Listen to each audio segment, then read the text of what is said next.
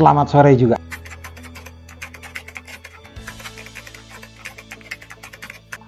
Maritim itu sebetulnya sejak orang tua saya bekerja dari dunia maritim, kemudian saya masuk ke sekolah STIP atau AIP zaman dulu. Jadi saya masuk tahun 85, dari situ sejarah saya mengenal lebih dalam dunia maritim.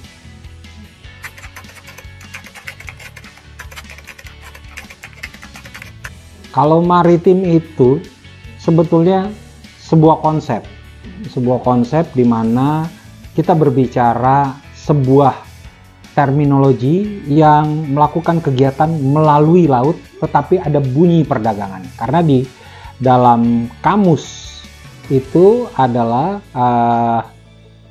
berbunyi perdagangan yang harus melalui laut, tetapi memiliki banyak komponen di dalamnya. Kalau pelayaran itu sendiri adalah proses pelaksanaan kegiatan bisnis yang di atas air. Jadi maritim itu ada komponennya, ada 3, di atas air, badan air, dan dasar air, yaitu dasar air. Begitu.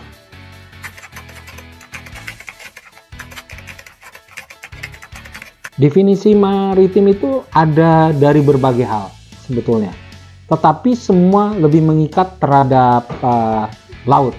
Tapi saya bacakan dulu ya, sebentar. Ini definisi maritim menurut istilah kemaritim kelautan mempunyai arti yang sama, tetapi sementara ada pendapat bahwa pengertian kelautan mempunyai arti yang lebih luas. Padahal maritim itu adalah satu kesatuan. Secara internasional maritim itu dikenal di dalam 3 hal. Maritime commerce atau perdagangan, kemudian navigation, berarti navigation itu melakukan pergerakan di atas air untuk kapal dan untuk alat-alat bantu keselamatan pelayaran, dan ketiga adalah koksa. Koksa itu adalah carry of cargo good at sea, jadi bagaimana mengangkut kapal. Tetapi definisi maritim sebetulnya itu maritim merupakan sebuah aktivitas pelayaran dan perniagaan garis miring perdagangan yang berhubungan dengan kelautan atau disebut pelayaran niaga. Sehingga dapat disimpulkan bahwa maritim adalah terminologi kelautan dan maritim berkenaan dengan laut yang berhubungan dengan pelayaran perdagangan laut. Itu sumber dari Kamus Besar Bahasa Indonesia. Nah, itu dari Kamus Besar Bahasa Indonesia, tetapi ada juga dari istilah dari Kamus Besar Bahasa Inggris Oxford Maritim, juga bisa kita lihat nanti. Itu semua pasti menyebutkan laut dan perdagangan. Kemudian ada Black Dictionary, itu khusus membahas maritim sama. Jadi beberapa terminologi di dalam kamus-kamus besar itu menyebutkan maritim itu pasti perdagangan, kontennya, indikatornya, dan laut sebagai lokus kejadiannya.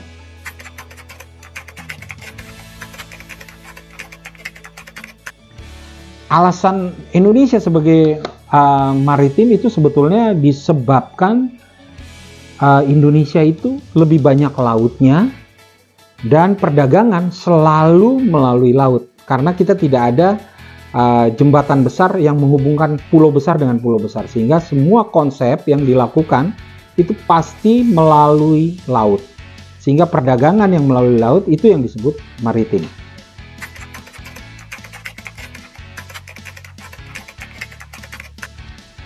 Kalau sekarang ini dibandingkan di tahun 85 sampai sekarang, perkembangannya juga cukup bagus, signifikan, karena banyak juga perdagangan yang membuat perkembangan makin banyak jumlah kapal yang ada di Indonesia. Berarti makin banyak industri pekerjaan di dalam dunia maritim, pembuatan kapal itu sendiri dapat dagangan lebih banyak, apalagi ditambah dengan konsep yang sekarang semakin besar, yaitu adanya nikel yang harus melalui smelter, maka banyak sekali kebutuhan kapal.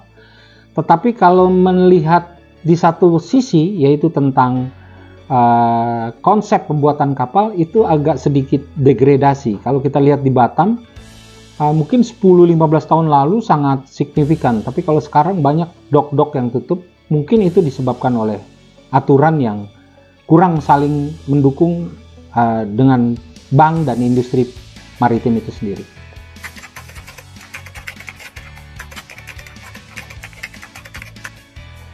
Sebetulnya sederhana.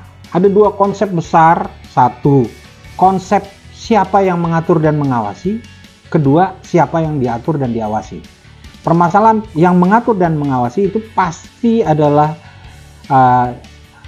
negara. Nah, negara ini apakah sudah sampai kepada titik di mana orang-orang yang berada mengawasi maritim ini bisa menjalankan konsep standar operation prosedur, pengaturan dan pengawasan, serta pembuatan aturan-aturan baru yang mendukung dunia industri yang diatur dan diawasi atau stakeholder istilahnya di dunia maritim.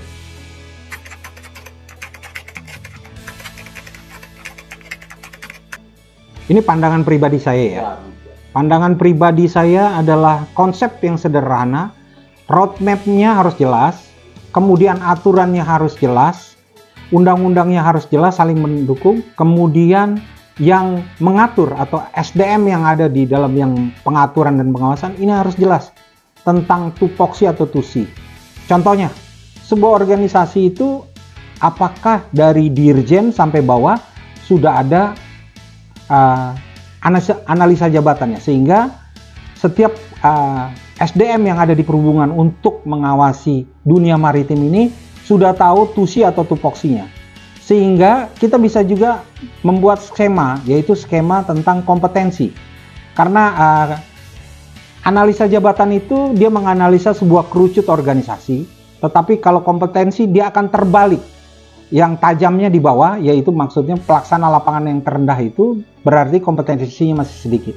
Tetapi ketika sudah mencapai level-level tertentu, manajerial atau pucuk pimpinan, maka segala kompetensi harus dimiliki. Itu dulu yang harus diperhatikan, sehingga si stakeholder atau orang yang diatur dan diawasi juga gampang diawasi karena sudah ada indikator dan standar-standar yang sudah ditetapkan oleh pemerintah. Akibat kompetensi yang diciptakan di pemerintah sudah bisa membaca situasi perkembangan daripada negara ini ke depan.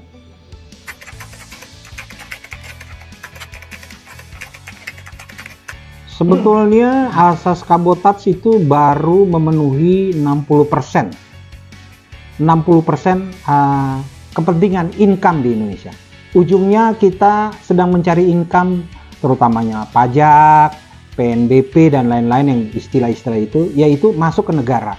Nah, pertanyaannya adalah mampu nggak pemerintah mengambil alih semua dengan segala peraturan bahwa Anda kalau mau masukin kapal boleh aset, dengan kabotage sudah ada, yaitu semua awak kapal dan kapalnya. Tetapi bagaimana sistem keuangannya? Bagaimana kontrak kerjanya? Bagaimana kontrak pengangkutannya? Apakah itu masuk ke Indonesia langsung melalui Bank Indonesia, atau kontraknya dilakukan di luar cuma buat ngangkut internal atau membawa barang dari dalam keluar, sehingga pendapatan dari hasil itu bukan masuk ke Indonesia. Contoh lah, pengangkutan batu bara. Apakah kontraknya berada di Indonesia? Itu kan pajaknya juga ada di situ. Yang ada baru royalti tentang produsen menjadikan batu bara itu jadi barang dagangan. Ketika menjadi barang dagangan, maka semua hasil dari dagangan itu bisa nggak diterima di Indonesia? Itu yang harus dipertanyakan pada pimpinan-pimpinan tertinggi yang memutuskan dan menciptakan aturan. Makanya orang-orangnya harus sangat kompeten dan mengetahui bidangnya.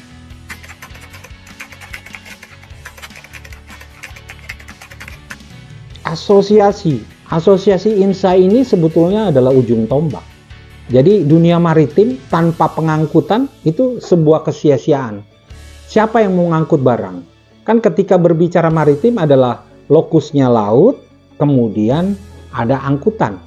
Nah, INSA adalah organisasi angkutan untuk mengangkut barang-barang yang ada di Indonesia. Nah, INSA sebetulnya adalah ujung tombak negara ini yang harus menguasai seluruh aspek kehidupan dunia maritim, karena mau dunia offshore atau penangkapan ikan semuanya pakai kapal, nggak ada yang tidak pakai kapal, dan kapal itu adalah salah satu komponen yang merupakan kepemilikan INSA.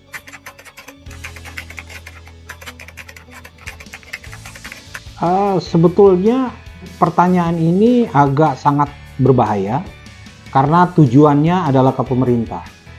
Dengan artificial intelligence (AI), maka sebetulnya semua dibutuhkan adalah database. Setiap pelabuhan di Indonesia itu saya pikir lebih banyak database-nya dikuasai oleh luar. Produksinya per hari berapa, jumlah tongkangnya berapa, gerakannya berapa, minyak yang dikonsumsi di wilayah pelabuhan itu berapa. Dan itu yang harus dipertanyakan ya pemerintah. Nah, saya tidak bisa berani menjawab terlalu jauh karena itu akan membuka banyak kekurangan kita. Kapal saja sekarang di Laut Utara sekarang kan sudah digerakkan oleh elektronik. Mereka berlayar itu dengan sistem elektronik karena di sana tidak ada bintang, tidak ada bulan, hanya kabut, tapi bisa dikendalikan. Nah, di Indonesia yang terang begini, saya tidak bisa jauh menyebutkan kenapa. Salah satu Inaportnet itu, kalau zaman dulu saya pernah punya pengalaman bekerja di swasta, itu namanya port info. Port info itulah yang dibutuhkan bisnismen ketika meng-hire sebuah kapal. Nah, pertanyaannya, port info kita siapa yang pegang? Apakah tiap pelabuhan atau terintegrasi dengan kantor pusat sehingga database-nya jelas dan sistem produksinya teratur dan akan ketahuan PNBP-nya berapa? Karena hasil produksi setiap tambang bisa terkontrol, terintegrasi dengan INSW. Nah, INSW ini kan harus berkolaborasi dengan Inaportnet sehingga jelas yang diproduksi berapa, yang keluar dari pelabuhan berapa. Itu aja. Saya tidak berani terlalu jauh karena itu agak sedikit berbahaya. Terima kasih.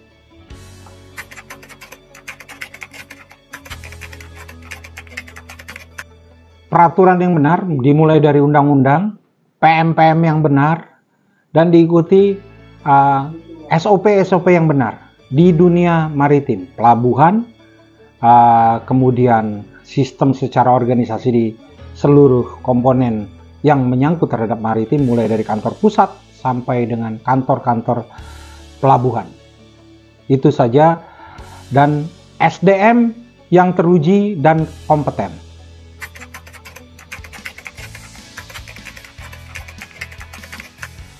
Sama-sama.